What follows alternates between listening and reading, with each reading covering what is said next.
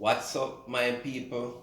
Anka here, Anka and wife, and it's Ash Wednesday, and I am home, and I decided to assist my wife in the kitchen by washing up some dishes and make breakfast. Now, what is a breakfast? Well, he got up this morning and said he wants green fried plantain and tin mackerel. So that's what we're going to be doing. So, plantain, crushed plantain, not crushed plantain, a crushed plantain. Yeah, you're gonna crush it after you fry it. It's the green plantain, so you know you have to fry it a little bit first, then crush it, then put it back to finish fry. So that's what we're doing today. And mackerel, and I'm gonna put in my onion, sweet pepper, and I'm gonna also fry some plantain. But before I do that, my wife is gonna do the frying and the crushing of the plantain, and I'm going to washing up some dishes same time. So let's start now.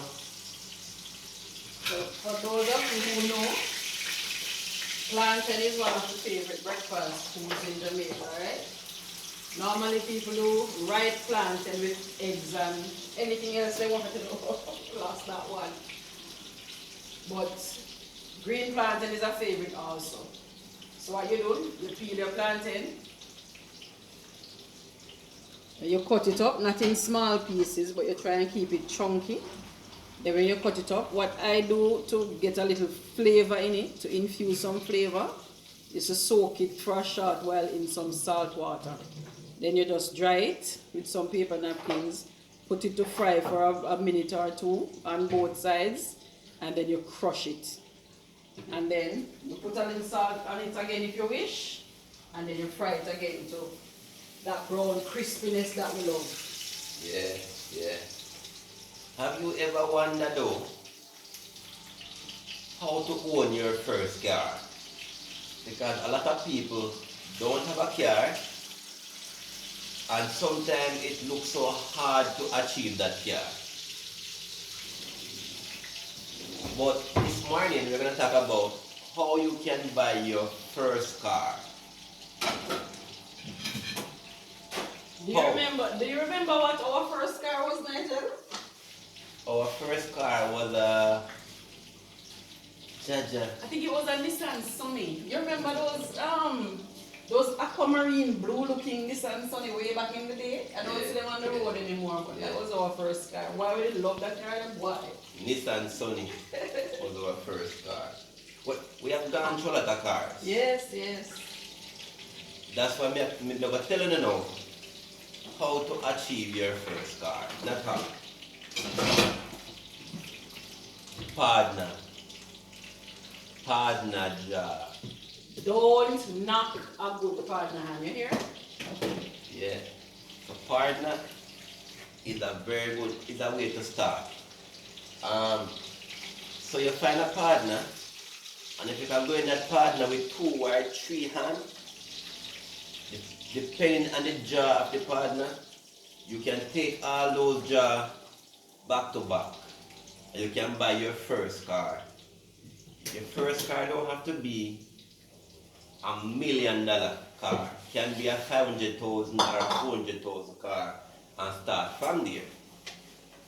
Because our first car was about how much? 200 and something thousand. I mean, that was 20 years ago. Yeah. 22 years ago to be exact. Yeah. But it was considered cheap at the time, even for that. For those years, it was still considered cheap. We didn't go high end because we didn't want to take any loans. So we bought what we could afford. And even if you decide to take a loan can work too. Yeah, but if you use the partner to at least get a good portion of the down payment, you don't have to take a big loan. Yeah, yeah. But if you don't want to try the partner, you can try a loan. If you are working with a company, you can approach the bank, and the bank can work out a payment loan for you to get a car. And a matter of fact, honey, I think about 50% of Jamaicans have taken loan to buy a car. I believe so, don't it? Yes, but let me tell you something now. You see, for those who just start to work, Yeah. especially for young people. I don't advise, unless you have a job that requires you to have a car immediately, I don't advise for you to take a loan to buy your first car.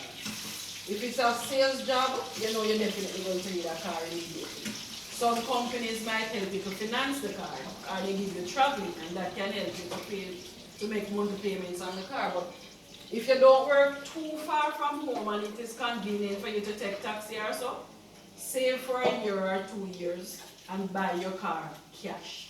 If you can't do that, you work too far or you need the car immediately because of job requirements, try and save up a little money for the down payment first so that you don't have to take too much money for a loan. If you have to take a loan, make sure that it is affordable.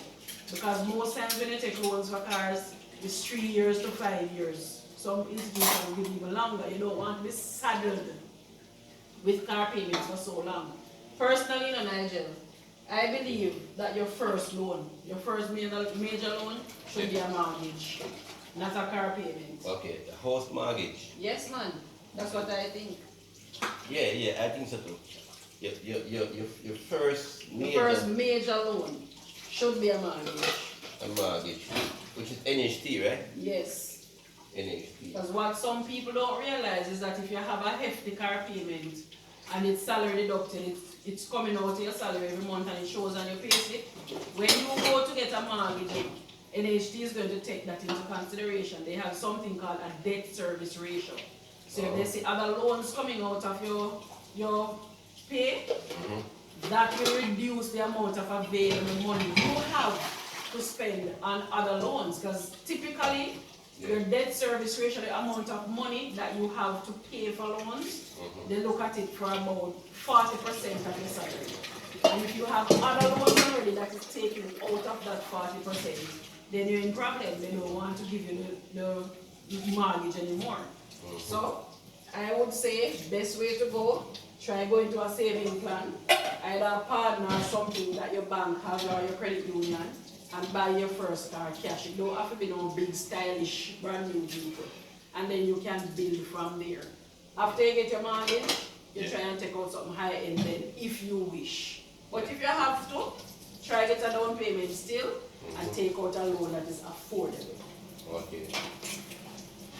Yeah, so two major things in life, a house and a car. Always useful. Always useful. So the first part of the plantain frying is complete. Just get it lightly browned first, and now I'm going to crush it and add a little salt and then put it back to finish frying. And now I am going to wash the sweet pepper, green and red, peel the onion and the garlic. So I'm going to prepare them something you know for the mackerel. Don't ever look down on mackerel. You know some people, some places don't talk that they eat mackerel. Yeah, mackerel are good food. You know? It's fish, It's fish. full of omega-3 and so on. I Right. mean, the problem is that it's tin food, so it might have some preservatives. But of all the tin foods, I say mackerel and sardine might be the most healthy. It's not something you're gonna eat every day, but once in a while it won't kill you. Yeah. I hope you're thinking about the partner business, you know, to buy your first car. Partner is very helpful. Some items you don't even feel it. Just find a reliable source of partner. And go into that partner. We have gone into partner. We are into partner ourselves. That's why we are telling you about that.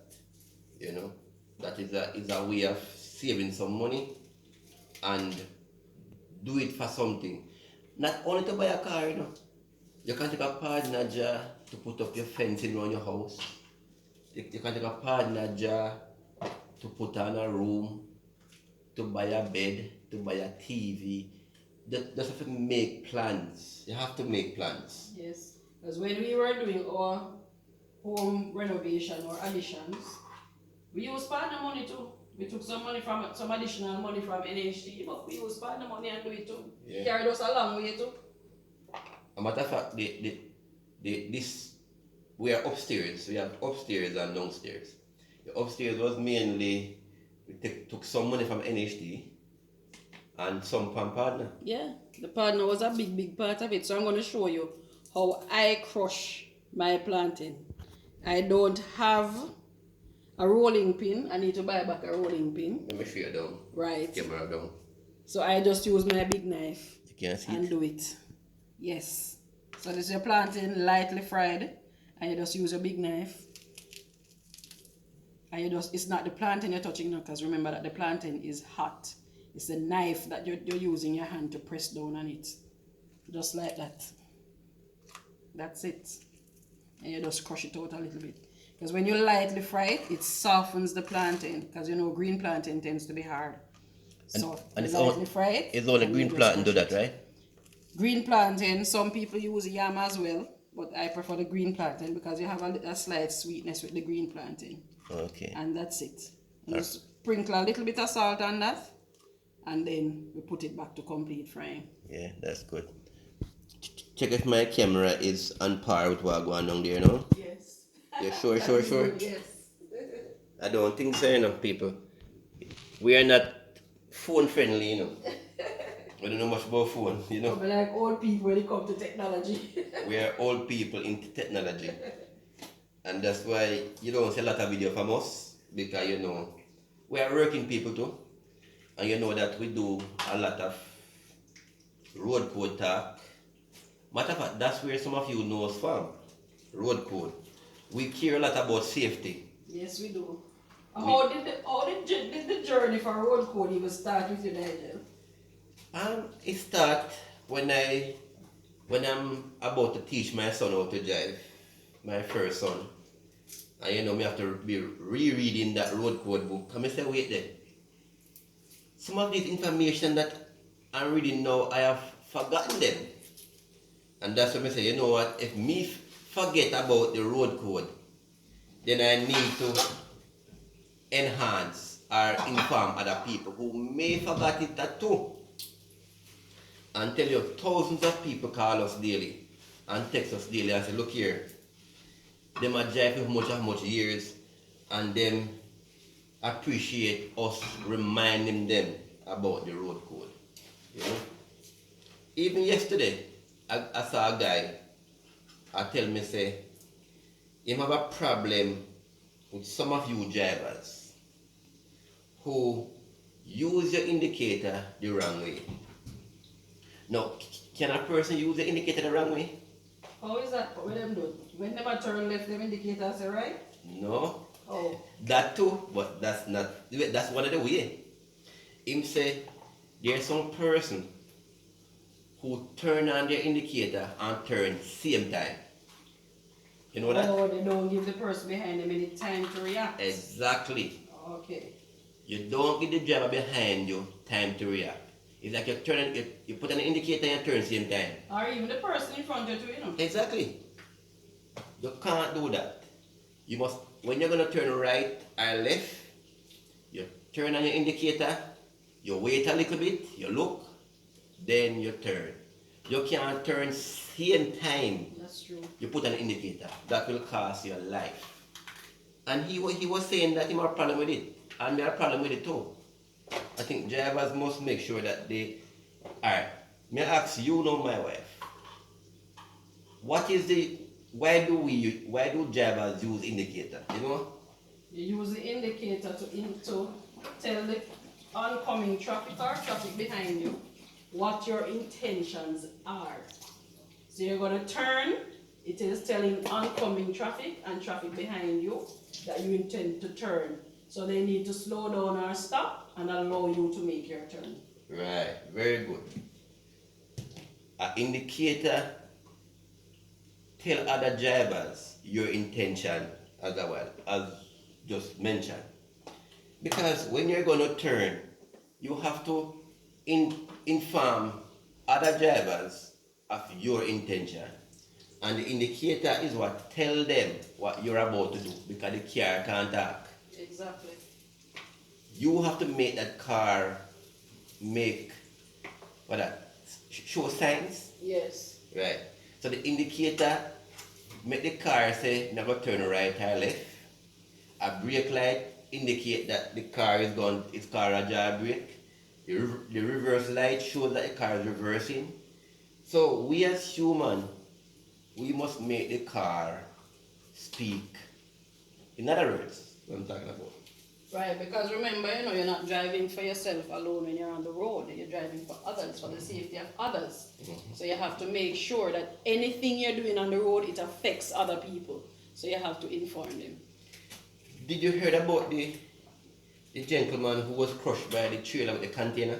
No, sir, what about? Yeah, a few weeks ago, a trailer carrying a container, those tall big containers.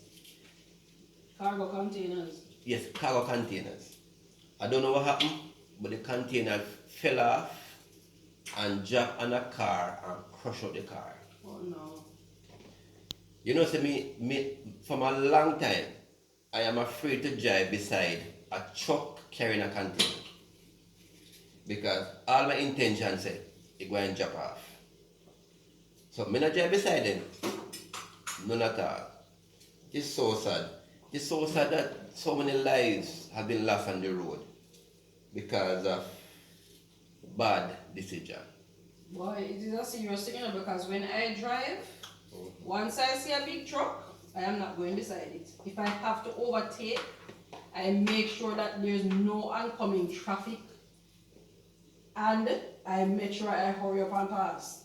Because if anything on that truck should clip your back or your front wheel, or anything like that, it's a scary thing.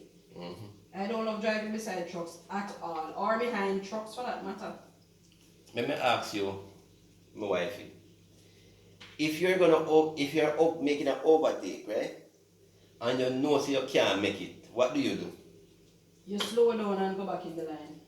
What if you have already reached up too far? Well, you probably put on your hazard light and let the person who is coming know that you're experiencing some difficulty. Maybe the person will stop and allow you to go back in your line, or allow you to go forward. Yeah, that's a good one right Blow there. your hand and put on your hazard light. That's a good one right there. But I wouldn't put on my hazard light. What would you do? What you should do if you are making an overtake and you realize you can't make it, you're in a problem out there. Flash your light rapidly. And when you flash your light rapidly, the incoming vehicle, you see it all that? Oncoming. The oncoming vehicle will see that light and realize that you are in problem. Okay. And what that driver will do is just kind of either slow up or kind of small up themselves so that they can go through the middle. Probably take the bank, the sidewalk if they are able to. Right, pull over to the bank so that they can give you a chance to come around. And that's what, and I have to do that a few times. Not many, because I try to make my overtaking very good. But when I do make bad judgment, I flash my light and the man says me no problem and the man slow up and I just fit in. And that is why it is important for you to, when you're overtaking, make sure that it is safe to do so that you don't have to put oncoming traffic in danger. Because if a person is coming too fast and the reaction time is not good enough, then everybody is in danger. That's how collisions happen.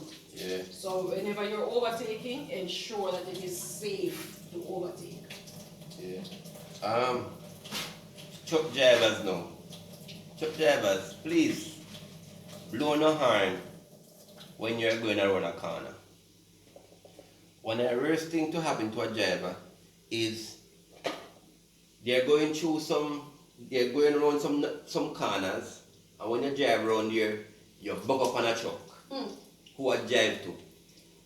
The bigger unit, which is the truck, must always blow their horn when they're going around corner. Well, everybody should. Well, everybody should, but truckman to be Especially. And I'm reminding truckman about it because recently I'm going somewhere and me I go in a corner and I buck up on a truck around there. And I say, a truck should have blown your horn because you're a bigger unit. you need to blow your horn to indicate to others that you are come. So Chuckman, that is your thing. Baby, what do you think about how should we as Jamaican view deportee? Boy, that's a touchy topic right now, because you know what the situation is right now in the US. Yeah. The president wants to deport everybody who is illegal. Mm-hmm. I kind of stay away from those controversial topics, but my warning to my people, try not to enter anybody's country illegally. Yeah. And if you do enter legally on a visitor's visa or a work permit or student visa, try not to overstay your time. If for any reason you overstay your time, circumstances beyond your control, and you overstay your time, there are ways and means for you to get yourself legal before you get yourself in problems. Go to the consulate, talk to a lawyer, do what is necessary, because frankly I don't believe in this staying in people's country illegally business. Yeah, but So that is my advice. we're talking about What is happening now with the mass deportations is affecting a lot of people's lives. It's going to affect a lot of people's lives. There are some persons who their parents went illegally and had them in the country, and they might not have gotten legal status for some reason or other, I don't know. baby, And hold on that there. might- Hold on there. Where's the frying pan? More of the stuff, the mackerel. Oh, Come you here. want to do that? Hungry or kill me. Where the frying Look pan? over there, I saw give it to you, I saw give it to you. Yeah, continue, but more I want to do mackerel now because hungry or kill me. Or it might be that the parents carried their minor children over there, and because of that they don't have legal status. And now when you grow up, you have to try and get your legal status. Now you become an illegal resident. Yeah. Come here, yard, brother. But If you can't get legal status, come here, yard. It's not worth the stress. But I raise this topic because I don't want anybody to discriminate against others. No, for sure. Right. So, and normally the word deportee sound away. But did you know that when we hear about deportation, we always think say about people alone? No, No. none of those criminals get deported. That's it.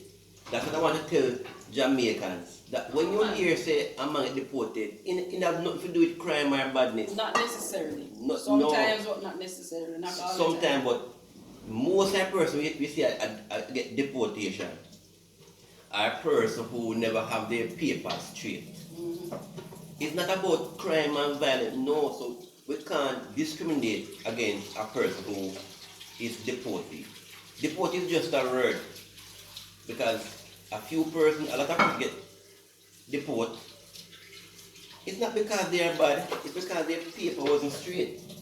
I'm sure say after a period of time they may get emerged back into America when they go through the right channel.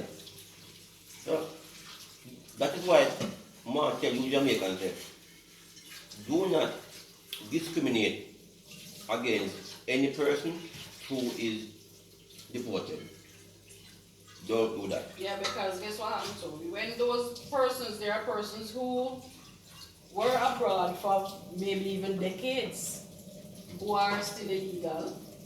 And when they come to Jamaica, they don't have, some of them might not even have any close family members to receive them. They might not have funds saved up to help them to take care of themselves. So we have to try and help those persons as much as possible. If your family members or friends of those persons, you have to help them as much as possible to reintegrate in Jamaica. Because it is not easy. America or wherever they were would have been their home for a long time. So they would need assistance to reintegrate. Yeah. Find jobs, find housing if they didn't have any. Whole lot of stuff involved. Yeah. Yeah. But it's life. I know a lot of person who was deported and they make life normal. They come back in, fit in, and live on. Just try something, because in Jamaica we use our handmade fashion. So don't come back and settle down, come back and try emerge into something. A lot of something is here for us to do. Just that some of our younger people, them not like hard work anymore. No.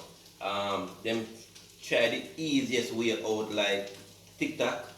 I have no problem with person who want to make money on TikTok. I believe in making money. Because when people have money, whether large or small, it's spent, it's circulate, it's spread. And that's what I like. And that's what I would have appreciated this country was doing, baby. Make things flow. Isn't it true? Yes, man. Work smarter, not harder. Work smarter, not harder. But you know, some of the hard work have to do still, you know, because Nigeria, you know what I realize? That especially things like trades, the young people are not going into trades. Masonry, carpentry, those type of things. And there are other trades as well, electrical trades and so on. Yeah. And the fact is that we still need those things. So while we are using other smart ways to make money, we also need to ensure that we are channeling our young people into trades as well. And I'm not just done people going to trade here, because trade work is not easy. Yeah. You have to go to school and get certified if you really want to be a good tradesman. And there's a lot of different skills to baby. Yeah, lots of. For example, you have fireman, you have police, you have soldier, you have carpentry, mechanic. You have so much. Fireman and soldier they're not really considered a skill per se. They are the uniform protectors. When I talk about skill, I mean like carpentry, things that you work with your hands. But there are lots of things that people can do. But baby, you know, say you have a problem with somebody, the skill worker them. What is your problem with them? You have pepper, you have hot pepper in here? Them not, no. Yeah, let me get some hot pepper. Them not passing on, hold on, no man, hot pepper, yes, no, I'm not busy. Them not passing on the skill to the younger person. Or is the young people them don't want to learn? Which one? So I did believe, but I know so you go. What has been your experience when you talk with the skill person? My experience with the skilled person, they sometimes say, them no want to learn, them not, but guess what? These are different generations. They need more talking to. And like one time in my days, when they say, Anka, come, you're going to learn carpentry, I learn mechanic, I learn something, I come. These days you have to say, yo, check me tomorrow. When you're there, come. You have to be more assertive. And me know mechanic, and me know technician and electrician who don't want to teach other the skill because they are afraid. Afraid of what? That they take with them job. Oh, so that's crazy. A serious something to tell about. Serious something to tell So about. they would rather the job die with them? Alright, I know a truck mechanic, right? Who said every time he train somebody how to fix truck, then go and let him.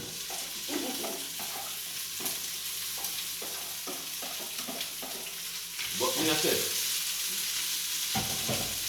I said, you can't dead with the skill, me brother. You have to pass on the skill. Pass on the skill to somebody else. Because that's why we have less effective teachers than us. You know that though? Yeah. Because the older veteran teachers are retiring. And the younger one them did not get that kind of love for the children. Boy, everything is a dying trade right now, yeah, man. People don't want to teach, and people don't want to learn. I don't know what is going to become of society. We need to do something to fix it. Why? Heart is trying with the trainings, but Heart is saying that they're undersubscribed for certain things, so because of that, some courses they don't even offer anymore. We need to channel people not just to be lawyers and doctors and teachers, but channel them into trades as well. Because we need those trades, you know. Yes. Just as if we don't need them, we'll always need those things. But the young people have to want to do it. So as parents, we have to educate our children as to the subject. I can't force them, but we definitely want to educate them. What I do love though, Nigel, sorry, is that some schools, they expose the children to these trades so that they can form a love and a longing for it, so that when they leave high school, they can get other opportunities. Like then the high school that my son goes to, he's doing agriculture now, and he's doing food and nutrition, and doing FRM, which is something to do with family management and so on. So all high schools, if you're not doing those things, they need to start expose the children to trades. Yeah. Because trades, skills are what? Skills and trades are what making the money. And even sport, baby. Sport is also good, I think sport is also good, But we need to get our children into something. You understand? And we can appreciate school them that in high school who have skill training going on there. Woodwork, mechanic, electrician, barbering, right, cosmetology, and so forth. Next thing now, you may have heard them say parents cannot teach their children how to drive. And we have clarified that.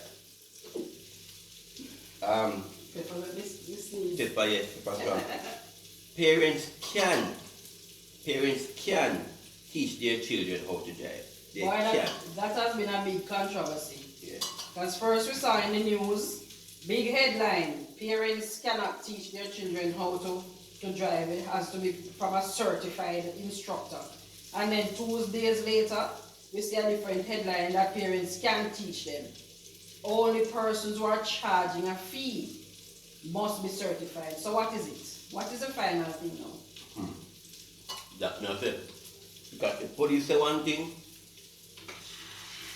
I'll traffic authority the next thing. But it's clear up now.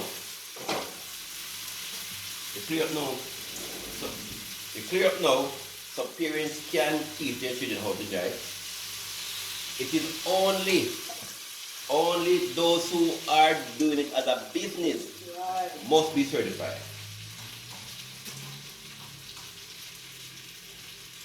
And so once you're charging a fee, you must have your certification. And by the way, it's a good business to be a driving instructor. Yeah, hold on. I drop piece of my melon, so I have to take it. You're wasting good food, sir. Wasting good food. Yeah, if you want to become a driving instructor, you contact the Island Traffic Authority, and they will inform you of how to take a test, how to become one. It's not hard. Yeah, because just walk off the street and become a driving instructor, because it's a dangerous business. A driving instructor must have road code mastery. Yeah. So there are some processes and some tests that you have to go through before you can go and teach people how to drive. Yeah. So it's a good skill to be a driving instructor. Just be certified and own one vehicle, and you're good to go right there. There was a next topic I have on my head to talk about, and it's a sleeping. I don't remember. People, next thing now, live your life. Don't make your life pass you by. You don't have to reach to live. No, you don't. Simple things, do simple things that make you feel good. For example, the beach. When last you have gone to the beach? Or the river. You can just go to the river and sit down, put your foot in the water, different environment, but learn to live. And eat good food. Eat good food. Invest in good food. And when we say good food, it don't have to be no high-end food. Eat good food. Alright, for example, this morning now we are eating one now. fry plantain, bake green plantain, It's fried green plantain. fried green plantain, and mackerel. Mackerel with garlic and onion and sweet pepper and pepper. Those things are eating good. What about KFC alright, but you can't kill yourself with KFC and Burger King and but no. Try to eat more authentic. To pan my belly. It used to be big out just then. But me I try to eat a little bit better. And guess what? I drink a lot of water. Yeah. Oh yes, drink lots and lots of water. See? But there's something I was thinking about yesterday. I mean, I asked my wife, when last have you drink pipe water? Pipe water, you call it? Yeah, regular tap water. When last have you drink regular tap water? I went for a long time, you know, because boy, I don't know, I don't trust the tap water, you know. I believe from 1998. From 1998, I can't remember I drink pipe water. Me cook with it, wash. Me no mix juice with pipe water. And me no drink pipe water. Yeah? Good. I just don't believe that the filtration system in pipe water is good enough. No, me not drink it because me no love how it tastes. Because me no grow up I drink pipe water. But you may say, Anka no grow up I drink pipe water. What do Anka grow up I drink? What do grow up I drink? Rainwater. She will tell them. Tell them. Rainwater. Rain water. I am from St. Elizabeth. I'm no longer living there. I live there in 98. That's why I say I'm 98 when I drink pipe water. But I can't recall drinking pipe water then. Because majority of places in St. Elizabeth doesn't have pipe water. We depend on rainwater. So rainwater would come out of the sky and go into a tank, and we drink it from the tank. And a lot of these places now, we see I sell spring water. Those are considered to be rainwater, you know, because rain come down, goes into the stone, it come out of the stone, and come down to us. Yes, but they would have gone through some kind of processing, eh? I don't know about processing part. Some kind of filtration to make it healthy for people. You know, realize that when you go to Portland, you can drink the water out the rock stone. Why do you not drink that? Don't you drink the rock stone? I not drink your rock stone, no, sir. Round a white horse. What do you call it? White horse? White horses. I don't even know. Horses. It's on the roadside. We drink water out of the rock stone. But Anka grew up drinking rainwater. Now, when I leave St. Elizabeth and come to St. Catherine and Clarendon end, I drink bottled water. Any kind of bottled water. Whether I cool water, catch a big water. We have water. Me don't drink pipe water. Me not grow up and do it. So I don't know nothing wrong or bad with it. Sir, you need to come and eat. Me You no just say go. you're then feel hungry. So me Come, walk with let's the camera. reveal your breakfast now that you get up this morning and say you want. Reveal the breakfast.